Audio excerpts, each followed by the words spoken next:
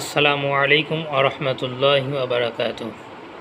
আলহামদুলিল্লাহ সুম্মা আলহামদুলিল্লাহ, সমস্ত প্রশংসা সে রব্বুল আলামিনের জন্য, যে রব্বুল আলামিন আমাদেরকে তার বিশেষ রহমতে সুস্থ এবং ভালো রেখেছেন। এই জন্য সমস্ত প্রশংসা আল্লাহ তাআলার জন্যই। তো আজকে যে বিষয় নিয়ে আপনাদের সামনে আলোচনা করব, এই বিষয়টি এই সমাজে এমনভাবে বিস্তার হয়ে গেছে যে এটাকে আমরা খারাপ কিছু মনে করি না, কারণ এর মধ্যে আমরা সবাই জড়িত। সেই বিষয়টা কি, যে ইনসাফ ভিত্তিক সঠিক বিচার না করা, যেটা সত্য যেটা ন্যায় সেই দিকে ফয়সালা না করা। অথচ আল্লাহ রাব্বুল আলামিন কোরআনে বলতেছেন যে ইনসাফ করা অর্থাৎ সঠিক বিচার করা এটা হচ্ছে ফরজ। এই বিষয় নিয়ে আজকে আপনাদের সামনে আলোচনা করব এবং সাথে সাথে আরেকটি বিষয় নিয়ে আলোচনা করব, যে সাক্ষী দেওয়ার ক্ষেত্রে ইসলাম আমাদেরকে কি বলে, এই বিষয় নিয়ে আলোচনা করব। তো আগে আমরা কোরআন শরীফ থেকে আয়াতটি শুনে নিই। আল্লাহ রাব্বুল আলামিন বলতেছেন, ইয়া আইয়ুহাল্লাযীনা আমানু কুনু কাওয়ামিনা বিল কিসতি। আল্লাহ রাব্বুল আলামিন বলতেছেন যে হে ঈমানদারগণ, তোমরা ইনসাফ প্রতিষ্ঠাকারী হয়ে যাও। তার এই আয়াতে আল্লাহ রাব্বুল আলামিন বললেন যে তোমরা ইনসাফ প্রতিষ্ঠাকারী হয়ে যাও।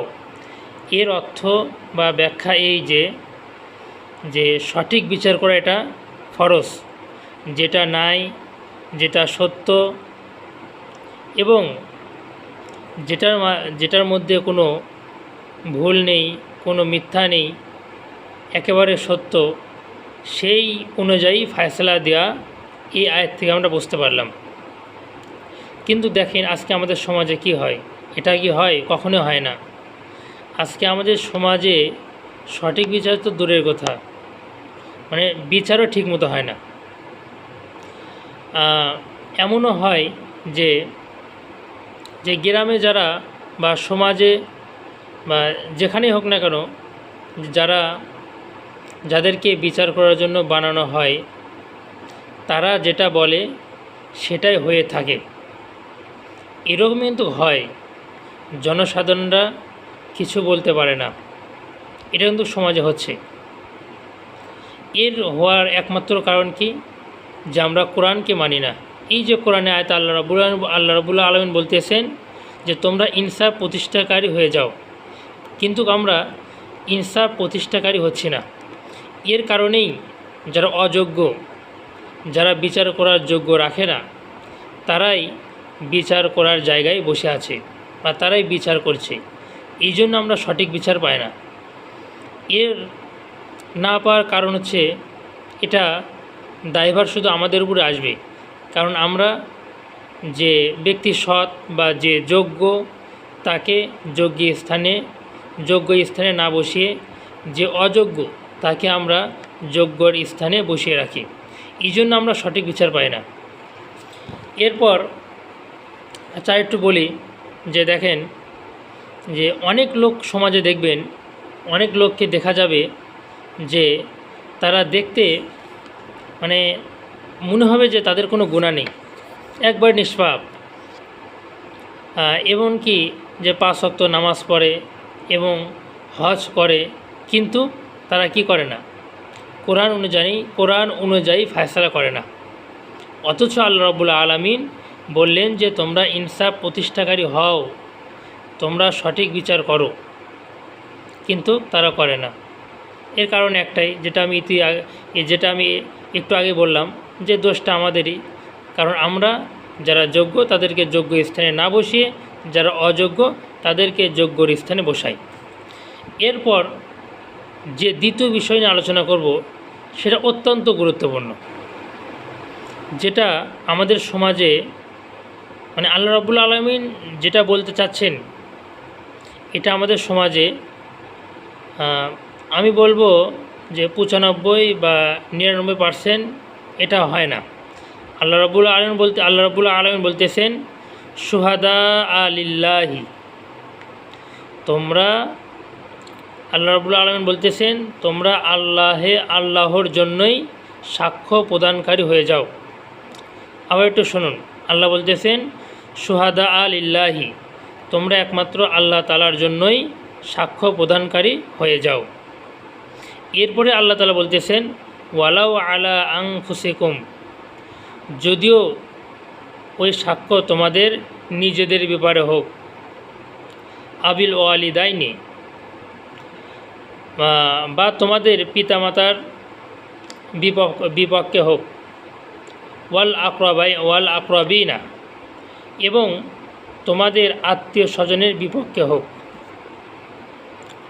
দেখেন, তাহলে আল্লাহ রাব্বুল আলামিন বলতেছেন যে তোমরা শুধু আল্লাহ তাআলার জন্যই সাক্ষ্য দাও, যদিও সাক্ষ্যটা তোমাদের নিজের বিপক্ষে হোক, তোমাদের পিতামাতার বিপক্ষে হোক, অথবা তোমাদের আত্মীয় স্বজনদের বিপক্ষে হোক। আচ্ছা, এরপর আল্লাহ রাব্বুল আলামিন বলতেছেন ওয়াইন ইয়াকুন গানিয়ান আও ফকিরান, আল্লাহ বলতেছেন যে তোমরা যাদের ব্যাপারে সাক্ষ্য দিচ্ছ, যদি তারা ধনী হয় অথবা তারা ফকির হয়। ফকির মানে কি, যারা দরিদ্র হয়। যে আল্লাহ রাব্বুল আলামিন বলতেছেন যে তোমরা যাদের ব্যাপারে সাক্ষ্য দিচ্ছ, যদিও তারা ধনী হয় অথবা তারা দরিদ্র হয়, তবুও যদি সাক্ষ্যটা তাদের বিরুদ্ধে যায়, তাহলে তোমরা তাদের বিরুদ্ধেই সাক্ষ্য দিয়ে দাও, তাদের পক্ষ হয়ে সাক্ষ্য দিও না। আচ্ছা, এরপর আল্লাহ বলতেছেন ফাল্লাহু আউলা বিহিমা, ইহাদের ব্যাখ্যা আমি শেষে বলবো। তো যাই হোক, তাহলে এখানে যে বিষয়টি নিয়ে আলোচনা করা হলো যে আল্লাহ রাব্বুল আলামিন বলতেছেন যে তোমরা একমাত্র আল্লাহ তাআলার জন্যই সাক্ষ্য প্রদানকারী হয়ে যাও, যদিও সাক্ষ্যটা তোমাদের নিজের বিপক্ষে হোক, তোমাদের পিতামাতার বিপক্ষে হোক, অথবা তোমাদের আত্মীয় স্বজনদের বিপক্ষে হোক, অথবা তোমরা যাদের বিপক্ষে সাক্ষ্য দিচ্ছ, যদি তারা ধনী হোক অথবা দরিদ্র হোক, যদি সাক্ষ্যটা তাদের বিপক্ষে হয়ে যায় এবং এটা সত্য সাক্ষ্য হয়, তাহলে তোমরা তাদের বিপক্ষেই সাক্ষ্য দিয়ে দাও। কেন এই কথা আল্লাহ রাব্বুল আলামিন বললেন? যে দেখুন আজকে আমাদের সমাজে কিন্তু হয় না। আপনি একজনের ব্যাপারে সাক্ষ্য দিবেন, সে যদি আপনি নিজের কোনো লোক হয়, অর্থাৎ আপনার পিতামাতা অথবা আপনার সন্তান অথবা আপনার আত্মীয় স্বজন হয়, তাহলে কিন্তু সাক্ষ্যটা আপনি দিবেন না। কারণ যে আপনি বলবেন যে আমি কিভাবে আমার নিজের ছেলের বিপক্ষে, আমার পিতামাতার বিপক্ষে সাক্ষ্য দিব, তারা তো, যদি আমি সত্য সাক্ষ্য দিই তাহলে তারা তো শাস্তি পাবে, তাদের বিচার করা হবে, এই ভয়ে কিন্তু আমরা সাক্ষ্য দিই না। অথচ আমাদের ভয় করতে হবে একমাত্র আল্লাহ তাআলাকেই, কারণ সমস্ত প্রশংসা মালিক আল্লাহ তাআলা। যদি ভয় করতে হয় শুধু একমাত্র আল্লাহ তাআলাকেই ভয় করা আমাদের উচিত। কিন্তু আমরা তা না করে আমাদের নিজের সন্তানদেরকে, আমাদের নিজের পিতামাতাকে বা আমাদের আত্মীয় স্বজনদেরকে বাঁচানোর জন্য আমরা সত্য সাক্ষ্যকে গোপন রেখে তাদের পক্ষেই আমরা কি দিই, সাক্ষ্য দিই, যাতে করে তাদের বিরুদ্ধে কোনো শাস্তি না আসে এবং তাদেরকে বিচার না করা হয়। এরপর আল্লাহ রাব্বুল আলামিন বললেন ওয়াইয়াকুন গানিয়ান আও ফকিরান, তোমরা যাদের বিপক্ষে সাক্ষ্য দিচ্ছ, যদি তারা ধনী হয় তবুও তোমরা তাদের বিপক্ষে সাক্ষ্য দাও, আও ফকিরান, অথবা তারা দরিদ্র হয় তবুও তোমরা তাদের বিপক্ষে সাক্ষ্য দাও। এটার উদ্দেশ্য কি? এটা উদ্দেশ্য হচ্ছে এই যে একজন ধনী লোক সে বিশাল একটা অন্যায় করে ফেলেছে, যেটা আপনি দেখেছেন।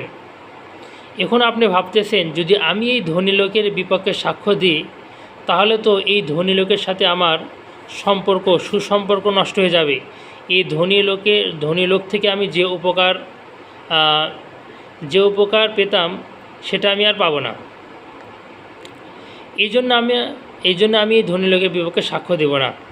অথবা আপনি ভাবতেছেন যে একজন দরিদ্র লোক, যদি আমি দরিদ্র লোকের বিপক্ষে সাক্ষ্য দিই তাহলে তো বেচারাটা অনেক কষ্ট পাবে। সে তো বিচারে তার যে ফয়সালা করা হবে সেটা তো সে মানতে পারবে না বা তার কষ্ট হবে।